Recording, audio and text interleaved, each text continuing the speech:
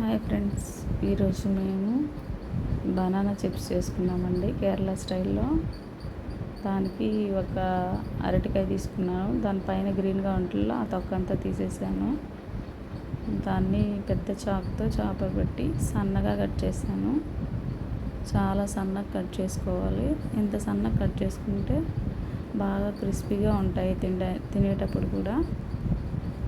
చూడండి, ఒక బనానా తీసుకున్నాను, అవన్నీ కట్ చేసేసి పక్కన పెట్టుకున్నాను. ఒక బౌల్ తీసుకొని అందులో కొంచెం వాటర్ పోస్తాను. కొంచెం పసుపు వేసి కొంచెం సాల్ట్ కూడా వేసుకోవాలి. సాల్ట్ వేసుకున్నాక కొంచెం వాటర్ పోసి దాన్ని బాగా కలుపుకుని, అంటే ఇట్లా పోసేటప్పుడు కలిసిపోద్ది. అప్పుడు ఈ బనానా కట్ చేసుకున్నాం కదా, అవన్నీ దాంట్లో డిప్ చేసుకోవాలి. బాగా కొంచెం సేపు నానతాయి. అట్లా పెడితే అసలు ఏం లేదండి, చాలా ఈజీగా చేసుకోవచ్చు. అట్లా డిప్ చేసుకోవడం. ఆల్రెడీ ఆయిల్ పెనం మీద పెట్టేసి హీట్ చేసేసుకున్నాను.